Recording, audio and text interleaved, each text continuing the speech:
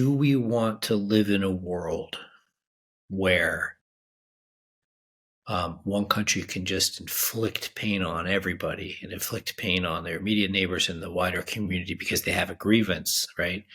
Or do we want to live in a world where these grievances get worked out, like in the World Trade Organization or at the UN or in the World Bank, where grievances happen, but the solutions aren't just weapons, particularly when it comes to global commerce. And that whole proposition is being tested right now. And if I could add one other point, there are a lot of people in Congress saying, well, Biden shouldn't be able to hit the Houthis without an act of war. And this is a debate that's been going on my entire life.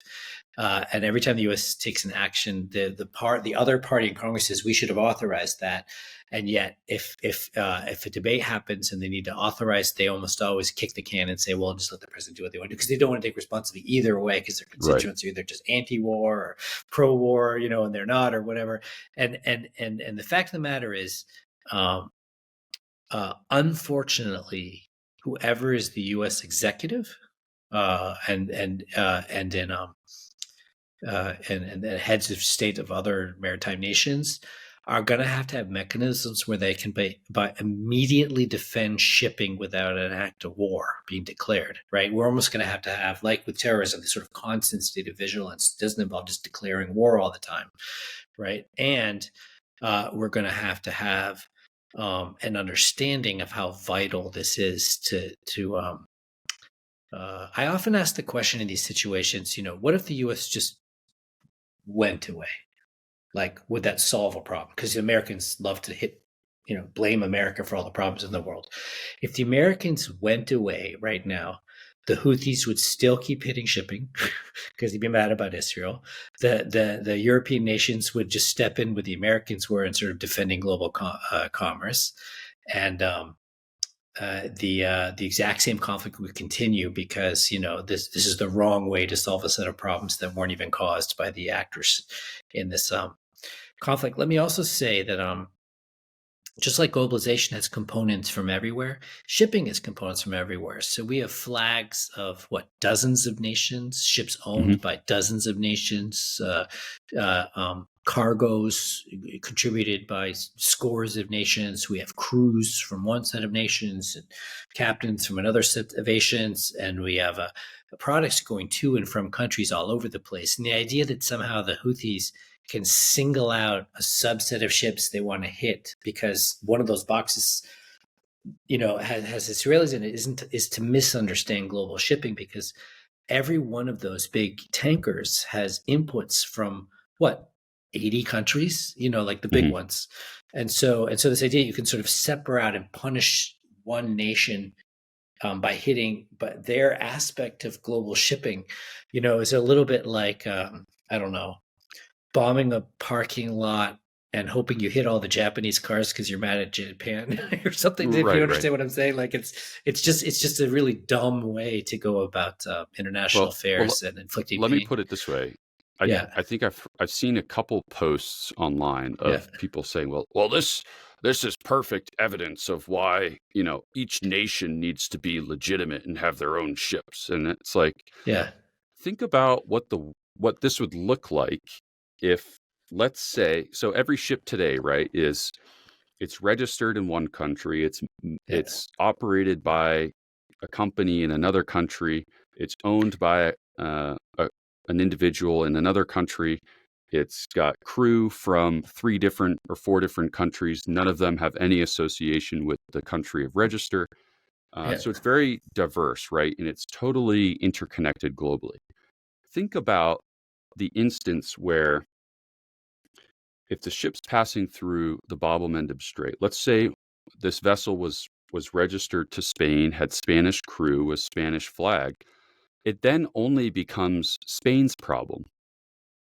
But when it's so interconnected, now it's everyone's problem. By the way, that would you rather be solving the problem just as yourself, Spain, or would you rather be solving the issue as a global community? And all coming together and saying, no, we all have a bone in this fight. We're all responsible. We all benefit from international shipping, and we need to hold each other accountable. I think it's very obvious that there are immense benefits to the international aspect of shipping. And this makes it a much more I'll say, easier tackled problem to tackle, because now we're not getting into that declaration of war um, Yep. hullabaloo, right? It's Yep. not saying, oh, should Spain declare war? Should the United States declare war? We're now saying, Yep. how do we as an international community respond to this crisis? Yep. Let me ask you a question I've been meaning to ask you anyway, and so we'll use the podcast for it. But one of the issues that came up when I was looking at mitigating factors nations can take in this new world of things like Houthi attacks is training. Apparently, if you train your crew in how to deal with fires caused by drones and missiles, the outcome can be much better than a crew that doesn't have that training. If you train your crew in how to deal with a hostage situation or a foreign country trying to board you, the outcomes can be much better than if you don't. The companies that are lowballing and putting untrained crews on ships put themselves in a far worse situation. I wonder if you could just say a little bit about um, how important it is to have quality people on ships. Yeah, I think without a doubt, a lot of training you receive or you're required to receive under international standards covers, I won't say anti-piracy, but it covers, shipboard firefighting, ship security. Um, those are all sorts of things that are sort of required.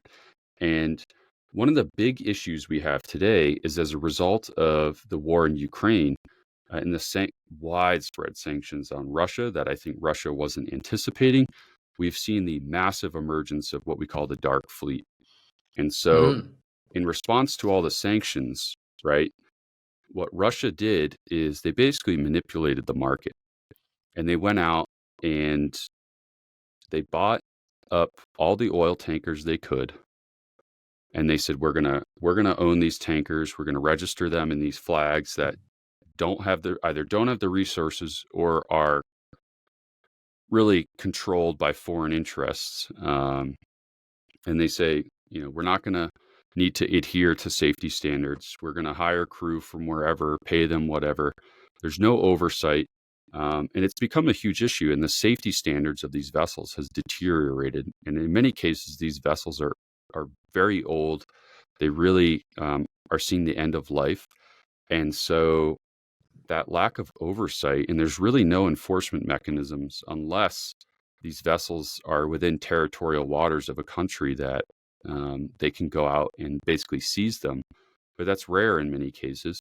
And these vessels in this dark fleet are really plying the waters of just a handful of countries, right? But they're also having to pass through these international straits. And so it's been a huge challenge. And I think the International Maritime Organization is going to have to decide how this gets disrupted. Um, I had actually formulated a paper, I think last year or the year before, really. Initially, this was being done through ship to ship transfers. And so my concept was, well, under the international language, ship to ship standards are really only governed within um, territorial waters.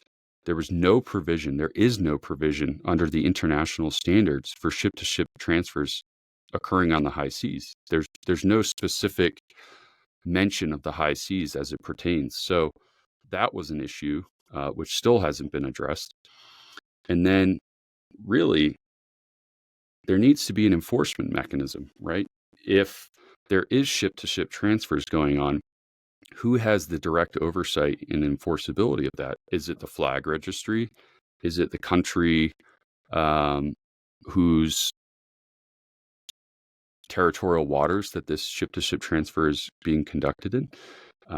Those were a lot of questions that went unanswered. And so the market has just been allowed to evolve, and to the point where countries have just thrown their hands up and said, well, we're just going to trade and so be it and deal with it. Yep. I think it's also a challenge from the perspective of the United States and those seeking to impose the sanctions of global energy prices, right? If we had really worked hard to enforce the sanctions, we would have seen a massive spike in the price of oil, which is it's political suicide, right? And at the time Right. that we were imposing these sanctions, we were already dealing with massive inflation. So now let's call these constituents up in the United States and say, hey, we know you're struggling. You're trying to work paycheck to paycheck. We know you're barely making it here because things cost more right now. But we really got to stick it to these Russians, and we got to jack up the price of oil by disrupting their oil trade, right? Really, in 2008, what was the tipping point, for the global depression, mortgage defaults, things like that. Look at what the price of oil was. It was exponentially higher than it ever had Yep. been. And when Yep. you're somebody who's trying to get to work week to week, you're trying to make a paycheck, suddenly you have to make a decision between, am I going to pay for gas or am I going to pay for this mortgage that I really shouldn't have in the first place, which is a whole nother or issue. my prescription Right. medications or So whatever. it becomes this enormous challenge to those like the United States who are trying to uphold these global norms and these values in this rules-based international order to decide where are we going to put our chips. Is the primary responsibility of defending global shipping in the Red Sea and in future crises like this, the U.S. Navy and its partners, or are the global shippers, global suppliers, and global consumers, and the international trade system going to have to play also a much bigger role in let's say remapping how we trade around the world, beyond just what navies can do? There is really no benefit to anyone to disrupt global shipping.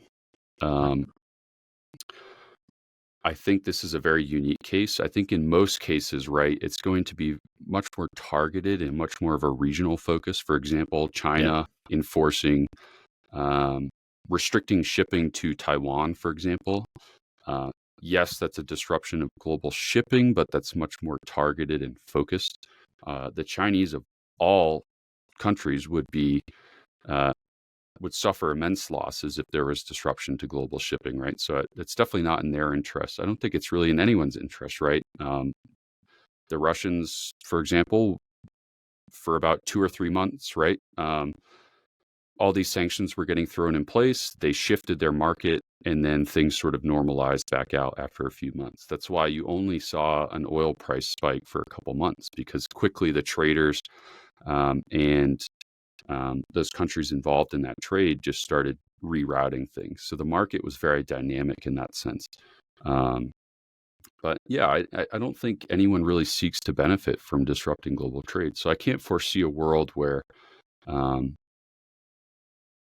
there's this immense burden in terms of having to protect the entire globe per se, right? But it is going to be a challenge to uphold the ability for particular countries to trade from a regional perspective. There are a lot of countries on the Red Sea that want to develop it for tourism. And there's a massively interesting marine life in the Red Sea, the coral reefs and the fish and all that. Can we imagine a world where the Red Sea really becomes a tourism hub? And to what degree does the global community have to focus on, the environmental and aquatic, if I can call it, I'm not sure the word, marine health side of this, and not just the shipping through the Red Sea? I mean, how should we think about all the different aspects of what the Red Sea represents? Well, I think that's up for example, the UAE and the Saudis to decide, right? That's their water, that's their ambition and their goal. And yet we have not really seen a significant reaction to what's going on in the Bab el-Mandeb. And they're some of the most directly affected countries. So I think what we have really is this Iran issue being a bear, being something that we're really trying to decide how to navigate, how to address, because if we get it wrong, there's a much larger regional implication here. I think most countries, right, they don't want conflict. It's not to anyone's benefit. Yeah. especially a conflict in the Middle East right now, which is what we're seeing, right? It has the flashpoint potential to really spill over into a much broader regional conflict. So I think a lot of countries are being a little bit coy right now for a very good reason. I also want to point out something because it's related to this about China, which is that there are kind of two Chinas in the world right now that are not fully understood by a lot of Americans and by Washington. There's the sort of nasty China in its near abroad and what it's inflicting on Taiwan and Hong Kong and the South China Sea and Uyghurs and the Indian border. And, there's sort of dozen issues around China where China is sort of the big bad boy in its neighborhood and acting in a sort of hegemonic way. And then there's this China all over the world that's trading with everybody, that's not taking their share of the burden on international security and international norms, international cooperation, that free rides on all the things the Americans in the West do to keep the shipping lanes open and markets open, and kind of wants to just make money. They're kind of venal, and yet, but they're not really threatening anybody. I think a lot of Americans are like, particularly in Congress, obsessed with China taking over Africa and China taking over Europe, when in fact they're just trying to make a buck. And they don't really want to have to be responsible for the global affair, running global affairs. And so if we turn back to the Red Sea, there was this really interesting moment recently where the Chinese told the Iranians to tell the Houthis to cut it out. And this was this rare moment where China wasn't really taking a leadership role like at the UN or in defending shipping or something, but they were just saying to the terrorizing party, you're bad for our business. And it wasn't clear if the Houthis really got the message. But I was wondering what your thoughts are in terms of the Chinese role here and all this. Yeah, the dichotomy. I mean, yeah, I think about geography, right? yeah, What would the United States look like? What would its behaviors look like if we were surrounded by a dozen other countries and we didn't yeah, have a friendly Canada to the north and a friendly Mexico to the south? yeah, Would we be terrorizing our neighbors and then acting like good boys overseas? yeah, I don't know. Perhaps. So I think that's kind of the big highlight to that piece. yeah, But like I said earlier, I mean, the Chinese economy is responsible for exports that are just exponential overseas, right? And so there's no benefit to them to have this disruption. And so they're going to do everything in their power to keep things normal, and keep themselves pumping things out, because they're also an economy that is facing significant demographic challenges. We're seeing the collapse of a number of sectors, particularly development, right? Construction and development, housing. A lot of those major companies collapsing with tens of billions of dollars in debt. We know their population is going to be probably half of what it is by 2050, I believe, which is mind-blowing. Contrast 330 million people in the United States. Let's cut that in half in the next 30 years. If I said that and we knew that that was the reality, people would be freaking out. We'd be running around like chickens with our heads cut off. We'd have no idea what to do. And so I think there's a lot of challenges for China right now. And shipping is probably the last thing they want to worry about, because it's what kind of keeps their economy going. Okay, now I'm going to wrap it back sort of in another direction here. We haven't talked about the east coast of Africa, about Eritrea and Ethiopia, and the New Deal with Somaliland, and the Egyptian east coast and the Sudanese east coast, and all of the sort of African countries that are silent in the face of what's going on here. Yep. I think it behooves them, if this area is going to develop in a peaceful way, and we've been dealing with that piracy problem for a long time, it behooves them to start speaking out and say, we don't want to live in a world where, one half of a country can bring global shipping to a halt. We all lose, we all benefit when commerce is in this area. I know where they're quiet, because they think they suffer more than they gain by keeping quiet. But what's the best mechanism for countries to get together and defend global shipping, rhetorically and then in actions? Is it the UN? Is it IMO? I don't know if there are other maritime organizations. How do countries organize for the world you're talking about, where everyone sort of contributes? Well, I think you raised an interesting point. I have in mind, in particular, Egypt, right? They Yeah. govern the Suez Canal. They receive billions of dollars of years in fees for vessels transiting the Suez Canal. And these countries that sort of benefit from this trade regionally have been very silent. And I think I have to ask myself, do they think this is as big as the Americans perceive it to be? Or do they see this as sort of a temporary disruption or a just cause, perhaps? I don't think we've heard from them, so we can't say, but I think that's something to consider. Perhaps they see more benefit to the disruption than they do the negatives. And so I think part of the challenge for the United States and those who are really perceive this as an enormous threat going forward are going to have to delicately draw out of these countries an explanation for why there has been less uproar, why there has been less sort of engagement. Perhaps part of it has to do with supporting the Palestinian cause, and they see this truly as an extension of that cause. And I think that's where the challenge is, right?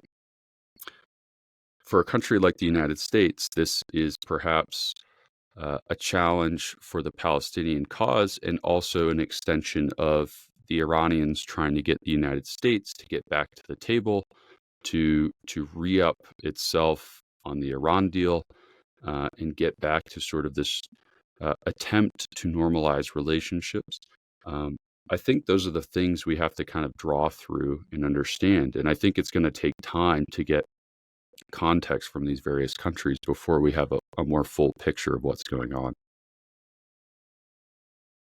Are there any, let's say this goes on for a long time. Let's say this Red Sea crisis doesn't end in 3 months, but it goes on for 10 years. How does the global community react? And this is assuming the U.S. Navy just doesn't pummel the Houthis into submission to the point where they can't do anything. Maybe with large civilian casualties, et cetera. What happens to shipping if choke points become even chokier? And what's the solution? You'll just see longer routes. The market will always shift. Yeah. Things will get a little more expensive. I think the biggest concern right now is we have global warming, which we know is largely contributed to carbon emissions. Most ships are still running on carbon-based fuels. We haven't had this alternative fuels transition yet because the technology is really still up and coming, and the shipping sector hasn't really put its eggs into one basket yet to decide and made the transition.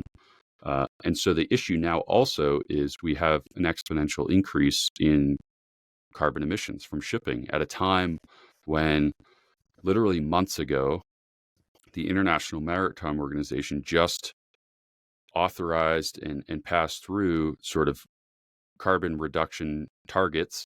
And there's been this real multi-year effort to reduce carbon output from shipping. There was a lot of really lobbying by folks like John Kerry towards the shipping industry to say, hey, you're not doing your part. You're not contributing enough to this cause. And so that's one of the big things that's on people's minds right now is, yes, the market can change, it can adapt quickly, but now we have to take into consideration this increased cost and resources. We should add, I think, two things now on Yemen, which are a little bit different from what we've been talking about, but worth considering.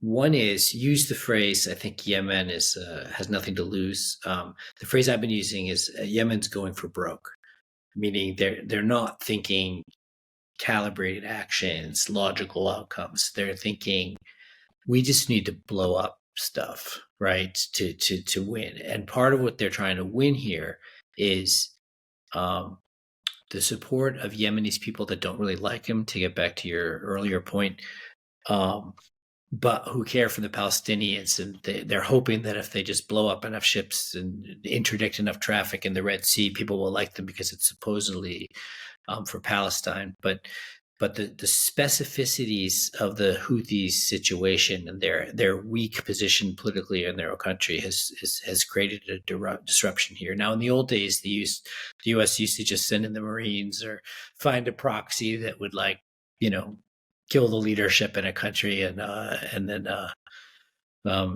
try to install a better system. And we used to do that sort of through the 70s. We sort of, rewound back to it in 2003 with the toppling of Iraq. But generally, the general trend of the last several decades is the U.S. doesn't try to just topple governments, in order to get its way. So what we're going to have to do here is, through a combination of carrots and sticks, and I'm not saying that the sticks should be used, convince the Houthis to lay back, to lay off, to not do it anymore, and try to create incentives for them to become better citizens of the world. I do not see that happening immediately or anytime really soon, but I do see, and I'm always do this as an ex-diplomat and as somebody who's sort of a glass half full international affairs professional, I do see missed opportunities and other opportunities here to dialogue with the Houthis, to dialogue with other parties in the region, to sort of move us in the right direction rather than the wrong direction. Houthis control, I think, about 2/3 of the population in Yemen. They're there to stay. They're not going anywhere. No one's going to topple them, I think, anytime soon. But they have a credibility problem, and I think one thing that the U.S. is not as good as they used to be, to some degree, is naming and shaming. I think a lot of what we've been talking about in this podcast is like how devastating this is for several things that you and I know about. And I don't see the U.S. government, the international community, the UN, a lot of organizations saying, "Hey, Houthis, this is just unacceptable what you're doing," and naming and shaming the Houthis and making them look bad. What is your thought on? And you talked about the quiet countries of Africa, the east coast of Africa. What is the responsibility of international organizations and the various maritime conglomerations that you talk about, including all of these African coastal nations? How do we organize the message? How does the word get out? This is unacceptable. Like how can the international community make the Houthis a pariah in a new kind of way, a pariah that doesn't want humans to interact through commerce? How does that message get out more? Well, I don't think the international community has decided whether the Houthis should be a pariah, and I think that's the problem. There's sort of this decision-making crisis. I think most of the time conflicts can be easily resolved. The issue, it comes down more to what do we want the world to look like? Yep. And oftentimes the solution is not the solution that we want the world to look like. And so we sort of wait it out, and we look for opportunities to create change, to perhaps set things on a new course. And so I don't think those options have, if they exist, if they will exist in the future, they haven't made themselves apparent yet. And so really that's sort of the challenge at the moment. That was the challenge of the Biden administration deciding to withdraw from Afghanistan, right? We sat in Afghanistan for years beyond probably what we should have, because we sort of didn't see an opportunity to create the world that we wanted. And so we waited and we waited and we waited, and that opportunity never came. And so we said, we need to get out. And so it's possible that that sort of situation might occur with the Houthis, and it's perhaps what has already occurred. The Saudis have sort of clapped their hands together and said, this issue is becoming a pain in the neck, and it's not really changing. And so, hey, United States, you get to deal with it and let's figure something out. And so now we're sort of at this point of, okay, what do we want the world to look like? Can we make that possible under the current conditions? And if not, it's going to be a waiting game. I have a slightly different take on Afghanistan as you, and I thought of it just because when you said the world we want, because one of the ironies of Afghanistan is that according to all the polling and the anecdotal data, if you know it, about 75% of Afghans never wanted to live under the Taliban, still don't want to live under the Taliban, are miserable now. And we sort of won the argument without realizing it. Like Afghanistan was modernizing, was corrupt as heck, and the Taliban hitting the government. But Afghanistan was modernizing, and now we have, a worse situation than before because nobody wants the Taliban in power, and no one knows how to bring back things the way they were in Afghanistan during that 20-year period. And the West lost a lot of clout, because we gave up.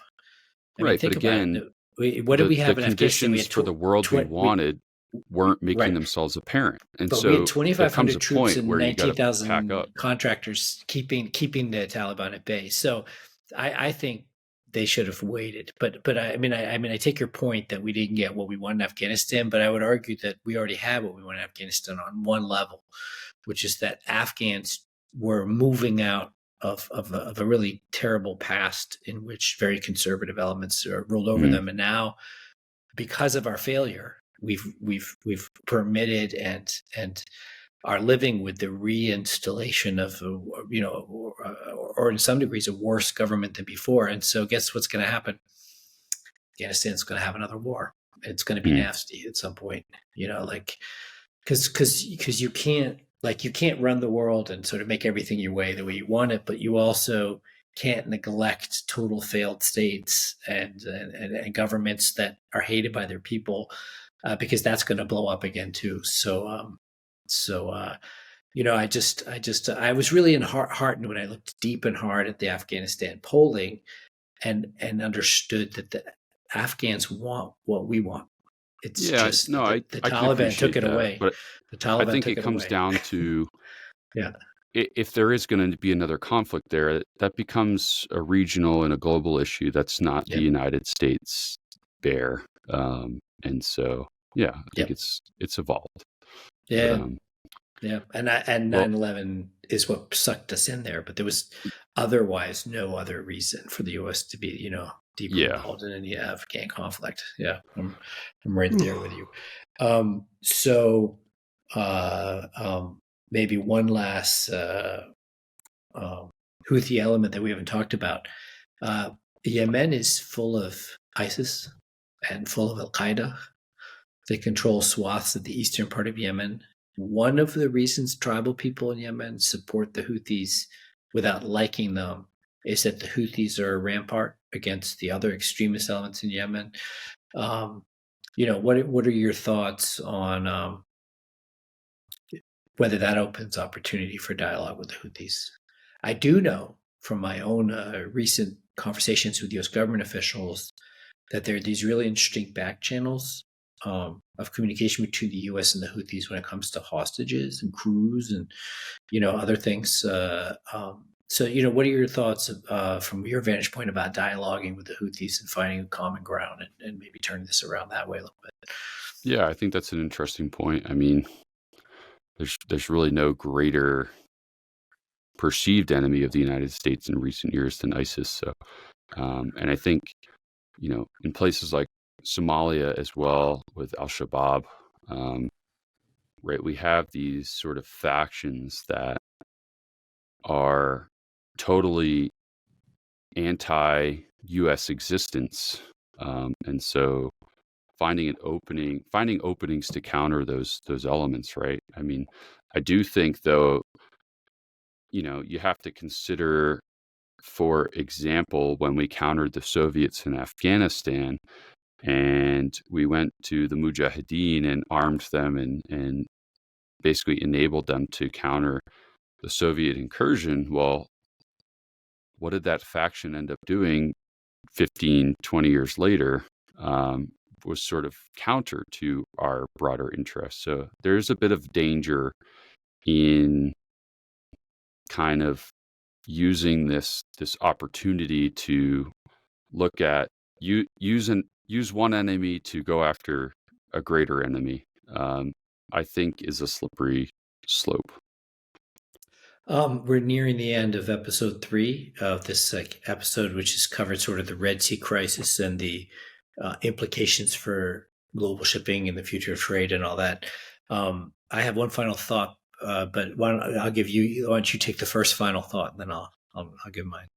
Do you have a final point? The biggest takeaway is I think we don't know what to make of this yet. I think it's disruptive. It's perceived to be a huge issue, but we really don't understand the long-term implications yet, if there are any. And so the U.S. has some inward thinking to do, but it also has some significant road work ahead of it in sort of talking to its partners, its allies, its close friends in the Middle East, and saying, hey, what are your thoughts? What are your perspectives? And really coming to some sort of consensus, because I think this is an international issue. This is, as much as it feels like it's a focused on the U.S. and Israel issue, it really is broader in context.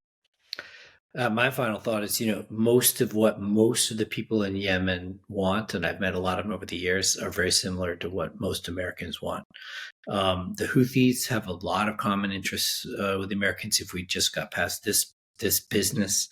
I found it very interesting today in my private meetings with USG officials how happy they were that the U.S. is talking about a Palestinian state and how much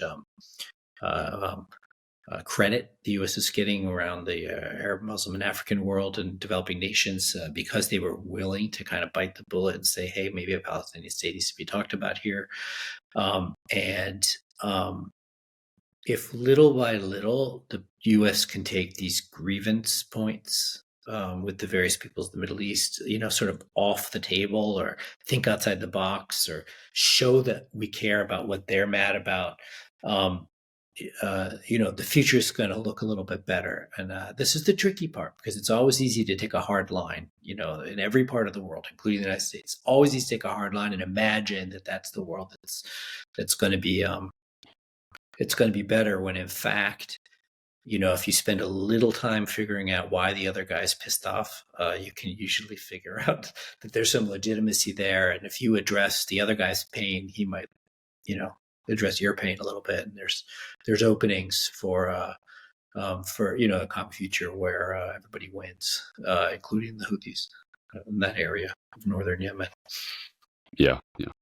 Well, Bill, thanks for the discussion, and I'll catch back up with you when you get back to the U.S. and safe travels back from Tunisia. Thank you.